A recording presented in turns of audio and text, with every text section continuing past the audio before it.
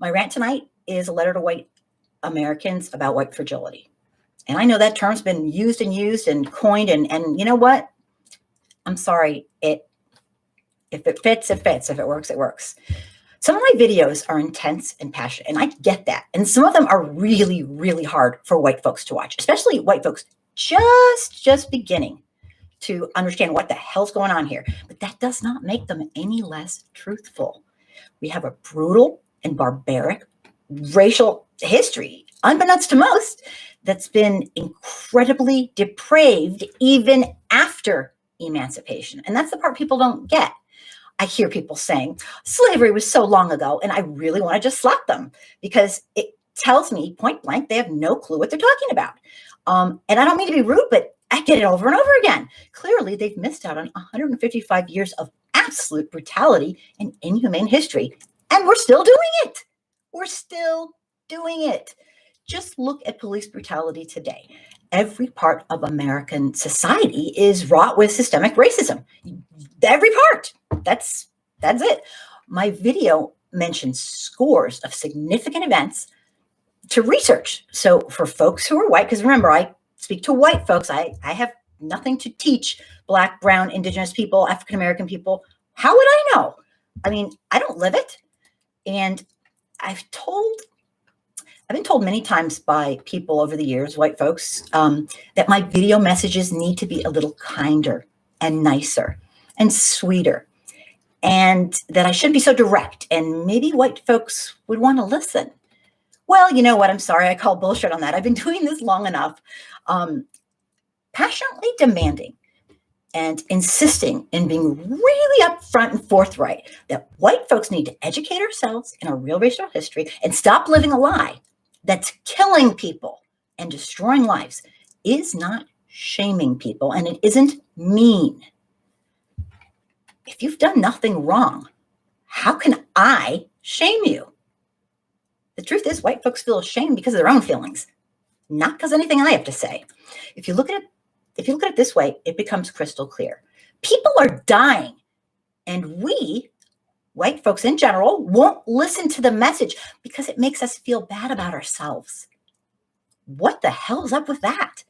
I'm sorry, that's on us, okay? No one can make you feel shamed except yourself. The white majority in America forever has had the power to stop electing racist politicians.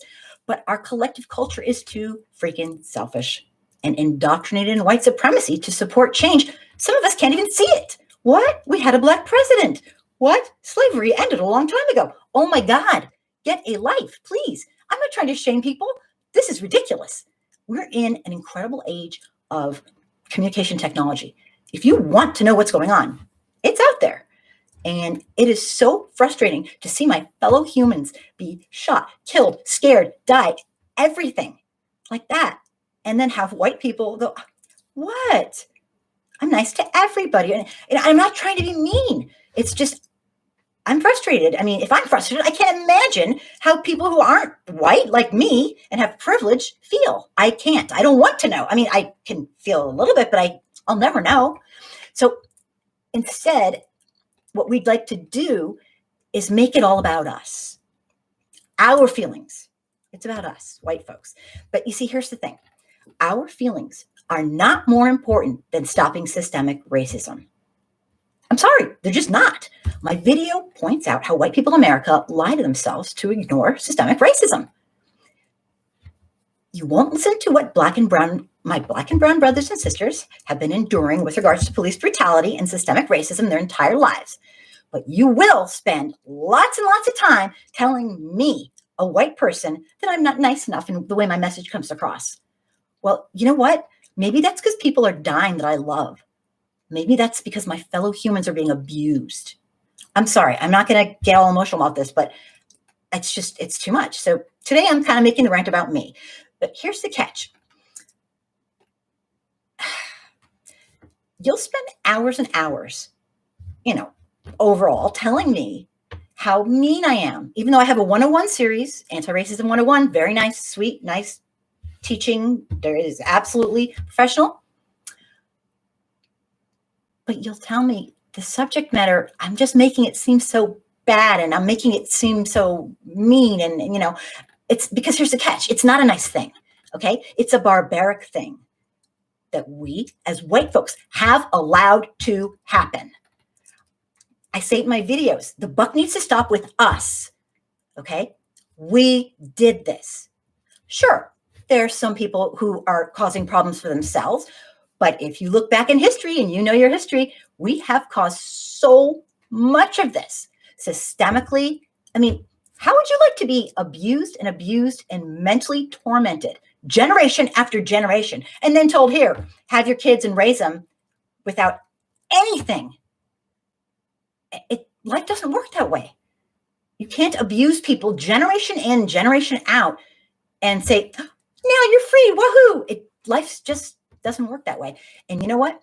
Black Americans and African Americans have persevered anyway, despite what we have done. And most of it's been legal. If you do your history, you'll know. So we did this, not you personally. Please don't get defensive. But we as a collective, over the centuries, we've ignored it all and allowed it to happen generation after generation. I don't know what your personal excuse is that you use. Okay, if you're white, I don't know. But there's a ton of them out there. Then we have the freaking audacity to blame Black and brown people. And then once in a while, we'll throw a few breadcrumbs out there to make Black and brown people feel okay, like, oh, we care. I'm calling bullshit on all of this, all right? No, don't get me wrong. I'm not trying to be a white hero here. This stuff makes me sick, all right? I'm not even on Facebook anymore, except for my page. So I'm not trying to get my face on Facebook and, oh, look at me, I'm a white person who cares. I'm just a white person who cares, and I'm done being told, be nice, be sweet. Oh, what? They don't want to listen.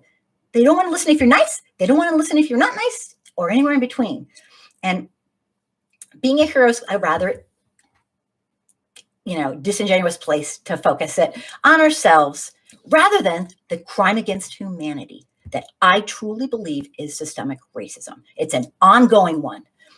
People say, placing blame on people is counterproductive. And you know what? I would normally totally agree. I am absolutely with you, but not for this. Because the wealthiest people in our government who hold the power, the wealthy white folks, have the money to market the lies. And they've been doing so for centuries. And guess what? We fall for it every single generation. It's like nothing has changed. Just a crumb here, a crumb there. White America is more concerned about confronting racism because we're afraid to deal with our own bullshit. Okay, I'll just say it. Sorry. We are afraid to deal with the fact that our inaction contributes to death, brutality, and a horrific burden of mental strain on Black and brown people. The white masses have been fooled by the wealthiest elites into blaming Black people for all that's wrong in our life when we are the main cause of it. We have no clue about our real racial history that occurred after emancipation and continues to this moment. The video I put out yesterday lists scores of topics that need to be researched and investigated. After learning the truth, I'm sorry, no one in their right mind could deny systemic racism in America and the role we white folks play in making sure it stays alive.